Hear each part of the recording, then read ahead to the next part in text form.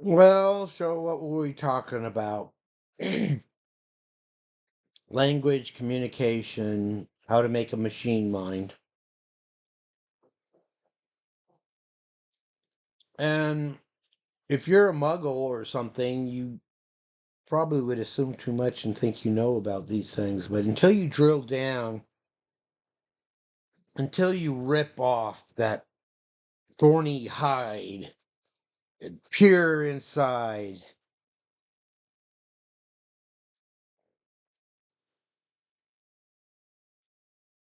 you don't know. You don't know. So stop confusing things. If you don't know what I'm talking about, don't confuse things with your, well, maybe so. We're talking language, we're talking communication. How do two minds communicate with each other? And they got to have language of some form.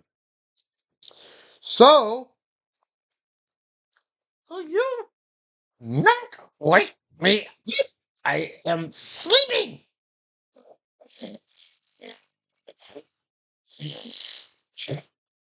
Okay, that was fun. Language, communication.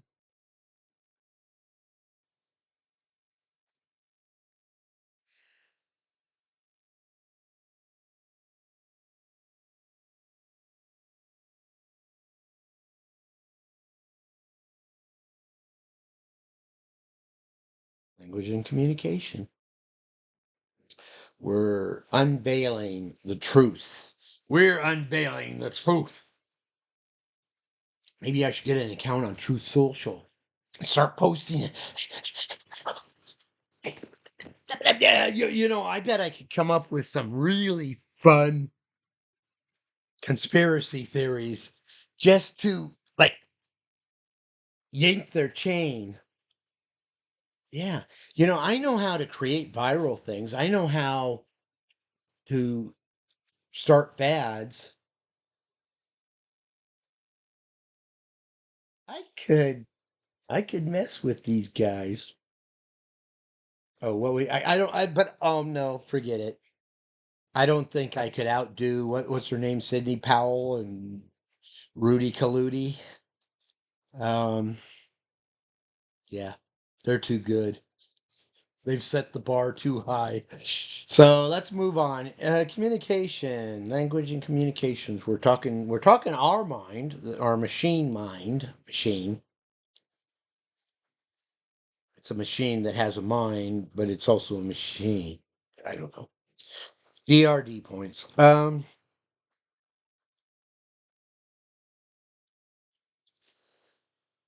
Every which way but loose. There we go with Clint Eastwood again. And what, an orangutan? I don't think it was a monkey. Not a monkey. I think it was an orangutan.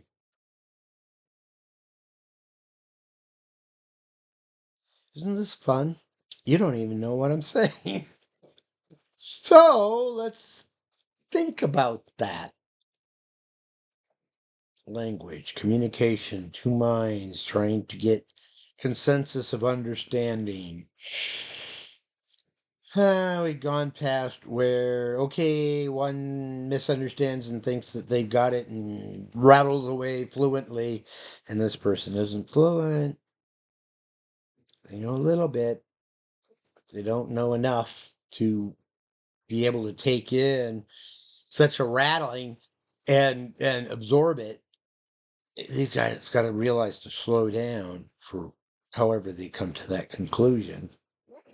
And this person has to contribute to the effort, maybe by throwing things out. Again, it says like, uh, I like your dress today. And the response might be, um, I got dress and I got today. Well, what do you mean about that? What do you mean? What do you mean about that? What do you mean by that? That's what I should be saying. That's how it goes. What do you mean by that? Oh, oh, did I offend her? See, they're female, right? Oh my God. We're working with female minds. Oh boy, we're in for it now. So, I'm not even going to try to act female. Good. I like that. I like that in a female. So, yeah, that's a bunch of tosh. Ooh, ooh, ooh, ooh, ooh. Bouncing back and forth. Um,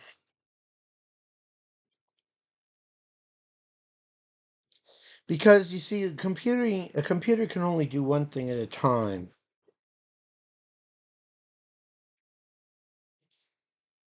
And so you need to get your design down to where implementation can be implemented for one thing at a time.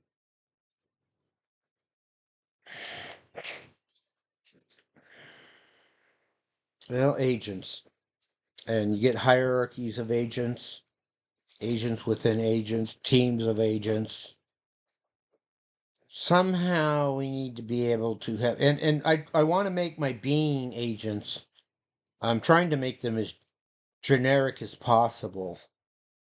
That is to say, any job that a being agent would do, any being agent can do.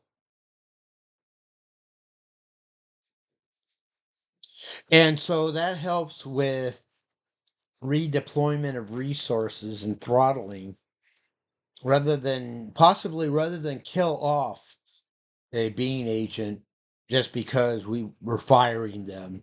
We don't need to do that job anymore. Um, they live on. They have a life. Yes, they will die. They're born. They die. But duration and such. Well, again, go read Macrocosmic God.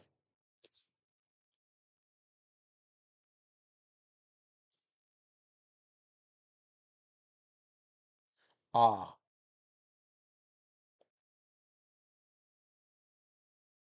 I really don't have no idea what I was saying. So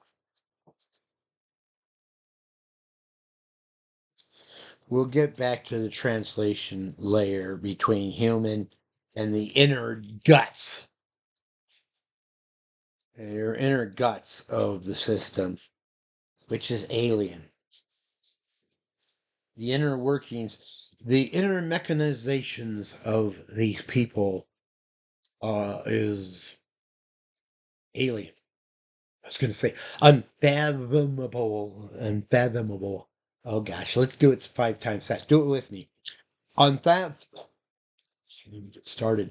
Unfathomable, unfathomable, unfathomable, unfathomable, unfathomable syllables. What do they call that? Phonetics? Yeah. I'm experimenting with lowering the tenor, I guess it could be called. I'm not sure. The timbre of my voice. Because supposedly it's a chick magnet.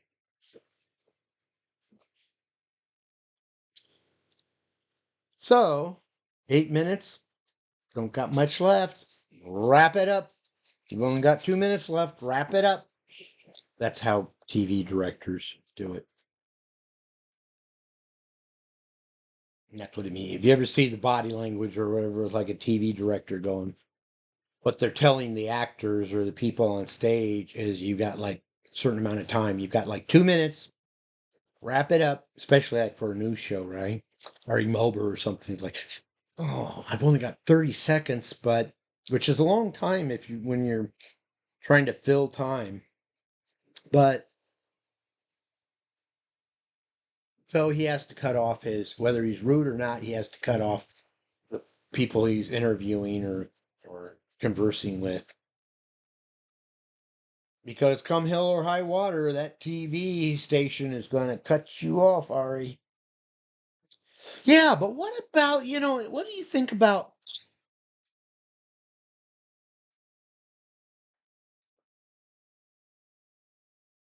9 minutes? Language, communication, two minds in love. Once we get the communication piece down, we can start moving into how does a machine mind grow intimacy? And I don't think that's going to be as difficult as one might think. What we're doing is having an AI that has emotions. So of course it can love. So from intimacy, we want to work on how can we get the effect of love. I mean, smoke and mirrors, I mean, that's what's being done now. You get some stuff from Chat GPT or something. Wow, it's like there's a human on the other side. Um, no. You can easily spoof with smoke and mirrors to get people to think that the Turing machine has been satisfied. If you don't know what I'm referring to, you're not a computer science geek. And if you are a computer science geek, I am doing computer science geek, and you don't know what I'm talking about, you need to go find out. What have you been doing? Watching these videos? No, ciao, ciao, ciao. Go, go study. See, I'm a lifetime self-learner, and that's my go-to. Saved a lot of money for my employers because instead of going to $3,000, $4,000 seminars or workshops or classes, whatever they were, I'd get myself some good reference books and a good test lab and teach myself. Using, in those days, it was forums, using word on the street. That's one thing, a lot of the original internet technology is still around, but they've made it so unusable. It's so overwhelming and chaotic that sometimes I have to do a copy and paste if I can and paste it in a text file, which then I can make things bigger and stuff. But you cut out all the advertising and all the shit, pure shit. They've got popping up all over the place trying to get your attention. And, you wonder, like, haven't they ever heard of banner blindness? But my point is, more and more I encounter sites that it's like, especially older sites, it's like, do they really think this is a good site? That they're doing a good job of monetizing it? Well, I hope so for their sake. But, God, I'm constantly amazed. What were they thinking? Well, you know what? You know what they were thinking? I'll leave you with this parting. It seemed like a good idea at the time. I'll leave you with that.